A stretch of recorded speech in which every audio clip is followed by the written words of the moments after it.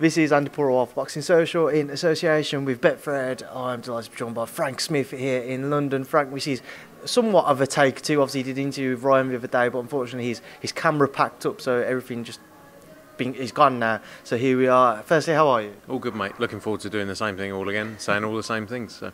Well, hopefully there's a couple of different things I can throw at you, but let's start off with tonight. Obviously, you've got the headline bout between Danny Jacobs and Jacobs-Ryder.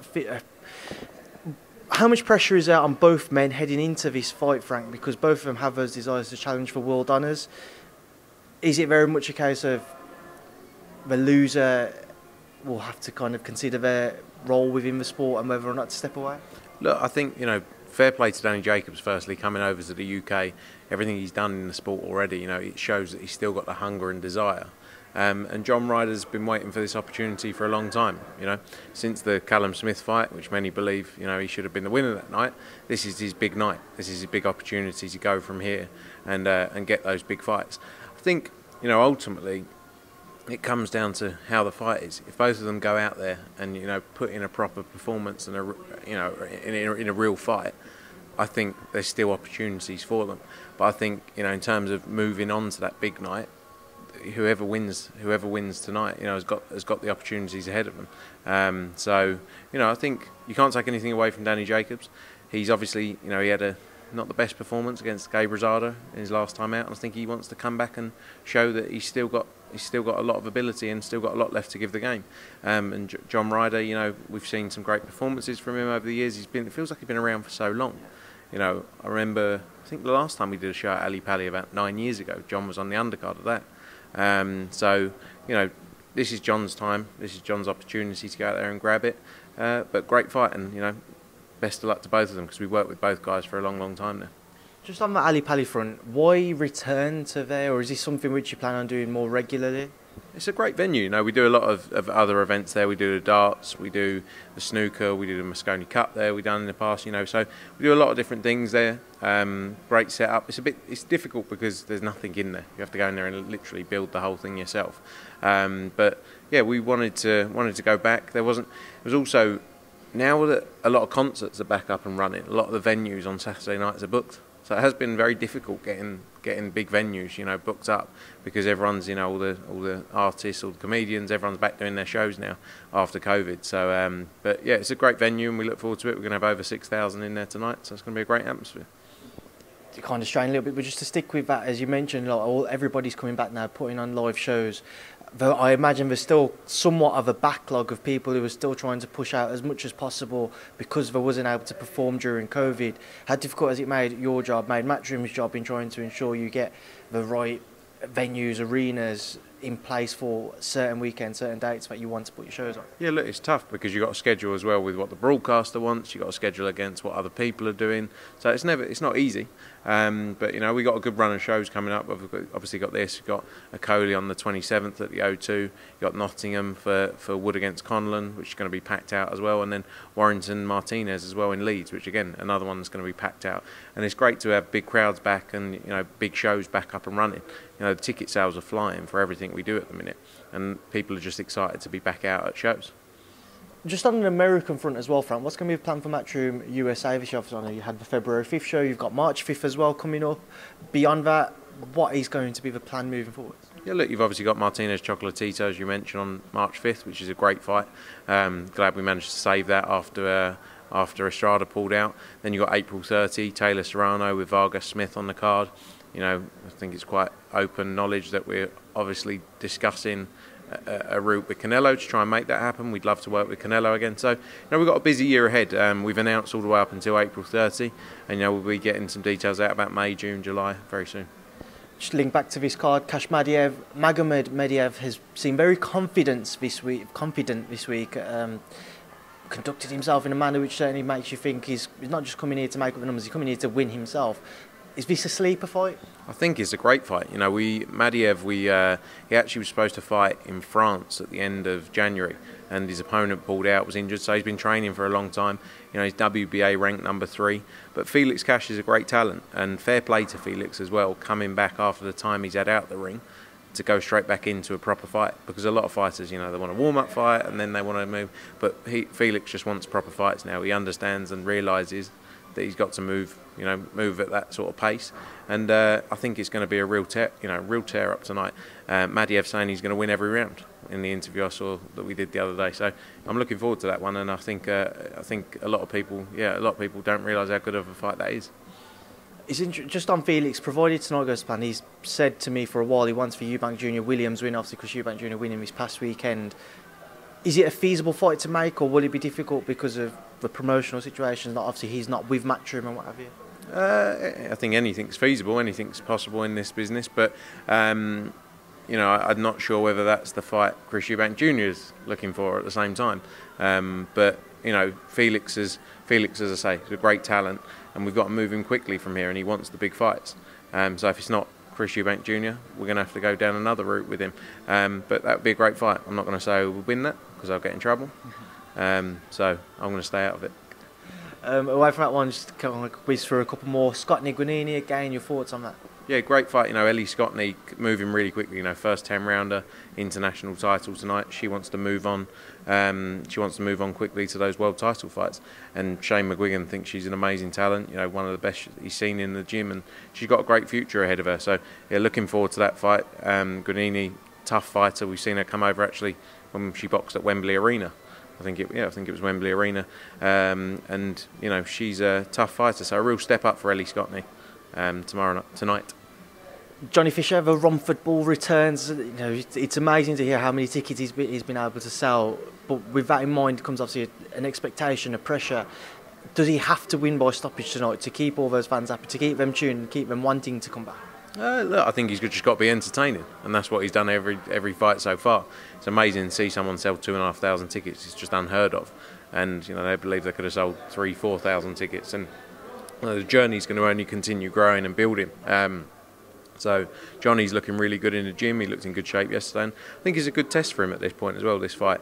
And yeah, he's got to go in there and get a big win tonight. Hopefully that's by stoppage. If not, just an entertaining night. Just on the Johnny Fisher front, Frank, provided tonight does go to plan, I've seen some quotes that apparently Eddie wants him to fight up to 7 times this year, keep him as active as possible. What level of opponents by the end of the year do you think would be feasible? I put to him about potential Kamil Sokolowski fight. His record's very deceiving. He will come to try to win. Is he somebody who would be in the mix for Johnny? Yeah, they're the kind of fights, Johnny, heavyweight is always quite difficult, isn't it? There's a real gulf between the highest level or a higher level and then, building a fighter up. I think there's no rush with him. He's young. The aim is to keep him busy, as Eddie says, 7 fights this year and another five or so fights next year. And, can be looking to fight for titles at early part of next year. When you think of where he's come from, because of he's getting this pressure on him because he sells a load of tickets, basically.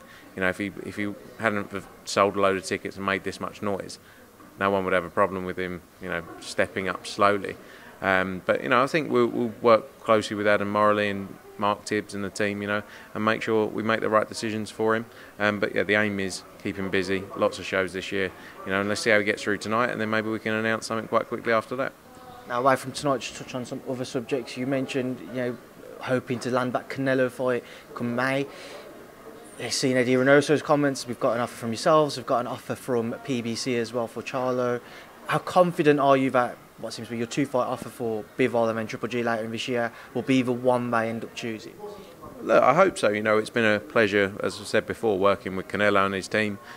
Everyone wants Canelo to be part of their stable or fight on their platform. Of course they do. He's the biggest star in world boxing. So look, we're working hard behind the scenes, and hopefully we can get that over the line. Lots of work going in. So fingers crossed. Touch wood, we can make that happen, because it's great for the business and great for the sport if we can make it happen. Moving away from Canelo onto the lightweights, obviously there's a lot of talk as to what's going to happen next. George Kambosos waiting to make his next move, announce what his next move will be. Seeing him very vocal over social media about the fact he hasn't had an offer from Benn-Van. I've spoken to Eddie yesterday, he said that they have put something to the team. But what's been your thoughts, and also George's view that DAZN would rather make the Garcia fight because he sells more instead of Devin?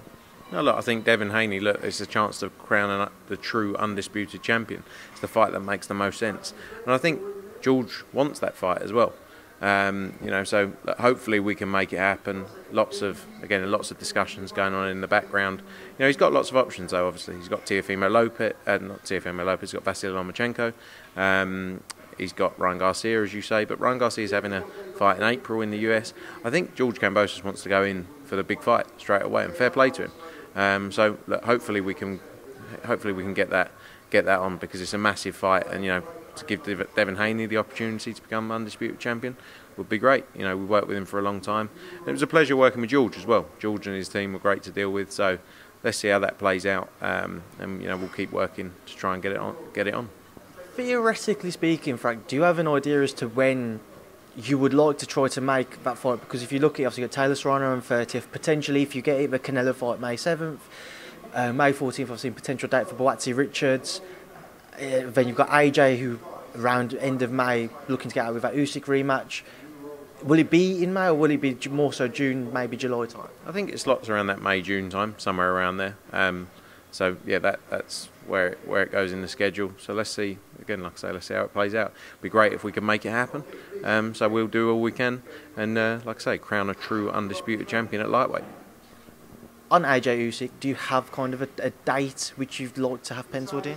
We're working through again May, June, around that period. There's a few weekends we're looking at. There's obviously a lot going on, especially in, you know, you've got the Champions League at the end of May. You've got in London, you've got the Queen's Jubilee on June 4th as well. So there's lots happening. So lots we need to look at to slot it in. So we're speaking to, you know, the venues now, both in the UK and some other options, and hopefully have an update on that very soon. How much of a hold-up, if at all, is AJ's current training situation to kind of announcing that fight, so that he has as long as possible to work with whoever he's going to moving forward? Look, we've got a period where we have to do the fight within our deal. So, you know, AJ's been working and training since the loss in September. He's been working on a plan to go back in there and beat Usyk. So, you know, in terms of time frame, that's really led by the contractual time frame that we have to do the fight in. So that's what we're working towards now, was in, like I say, that May-June period. And AJ and his team are working in the background on the training side of things. But, you know, he's 100%. He's always been 100% behind the Usyk fight, and he wants to go back in there and regain his titles. He's done it once before against Andi Ruiz, and he'll do it once again. Well, from that, Benn-Van Heerden, it seems like that's the most likely fight for kind of Ben next, but it's had a somewhat mixed reaction, maybe more so negative because of Conor's most recent performances, that is. Why Chris Van Heerden? I think it's a good test for him. You know, he fought, I think, with Jaron Ennis in his last fight. You know, I think Conor Benn, it's about moving him at the right pace. You know, if you look at other options out there, we did try to make the Maurice Hooker fight, which I think would have been a good fight for Conor, but unfortunately that didn't happen. I believe he's injured. So look, I think Chris Van Heerden's a good option for him. It's a bit like when everyone questions a lot of fights. It's a bit like when they've questioned Kid Galahad against Kiko Martinez. You know, these experience fights are actually, I think, are good for these guys against people who have got the experience, been in there and done it. So look, let's see how things play out over the next week or so. But I think it's a good test for Conor at this point. I've seen again comments from Eddie saying that there's one offer out to Adrian Broner still being, which is open, and then there's one to an unnamed fighter. Can you let me in on who that unnamed fighter is? Unnamed. Maybe that's his name. I was going to say, it's an interesting name. Unnamed. Is unnamed short for anything? No. If you can't get it out of him, what makes you think you're going to get it out of me?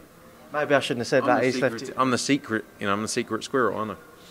On that, just kind of sticking to that division, though, obviously David Avanesian's recently had his next bout announced with Oscar in Metz.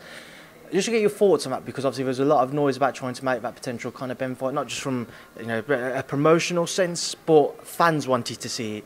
But what do you make of, obviously, Avanesian Metz, Benn-Van Heerden? It's not the two fights which I think many would have liked to have seen, knowing that both were available, shall we say.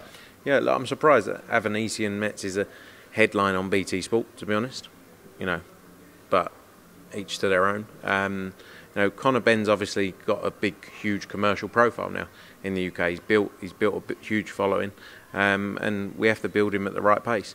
Maybe the Avanesian fight is one for down the road, but not for now. You know, but like I say, I saw that announcement yesterday, because you got Shiraz against Jez Smith on that card as well, haven't you? So, look, interesting show. I'm not sure how well it will sell at Wembley Arena, but good luck. All right, from that one, Frank. Buatsi Richards, what's your update on it? Getting there. You know, we're working with both the guys. Obviously, got a great relationship with both fighters, and I think it's the right fight for both of them now. You know, Joshua Buatsi's been out for a while now. Was supposed to fight Vlasov in December. You know, Craig Richards, we obviously saw had a comeback fight, a good comeback win in October, and had a great fight against Dmitry Bivol May last year. So, you know, I think it's the right time for that fight, and I think it's going to be a real big fight. I think it's going to build up to a big night, and lots of people looking forward to it. Chisora Ortiz? Yeah, one we're looking at. Work going on in the background on that. Let's see how things play out on that front. Brook next weekend, Frank. Even though you guys aren't promoting, I'm just interested to get your take on it. You've worked with both fighters previously, so what are your thoughts? Yeah, look, it is a really good fight. Probably a little later than it should have been, like some of the fights we've seen in the past that people have wanted for so long. But I think they both look in great shape. In all fairness, and Kel looks in. Is it 149? Yeah. Yeah, I think Kel will do it personally. But yeah, should be a great show. Good luck to him, and you know, get this week out of the way, and we'll finally get to see it. It's been what, 5 years in the making, 6 years in the making, you know. So good that they finally got it done. Well, Frank, I hope you haven't just jinxed it there. I'm going to touch wood now. He does go ahead next weekend, but I appreciate your time. I didn't mean that. I just meant finally they'll get there after so long of waiting. Frank, I appreciate your time now. I'll leave you to get ready for the show this evening. I'm sure you've got to shoot off in a couple of hours, so thanks for speaking to me in Boxing Social. Thanks, mate. Look forward to tonight.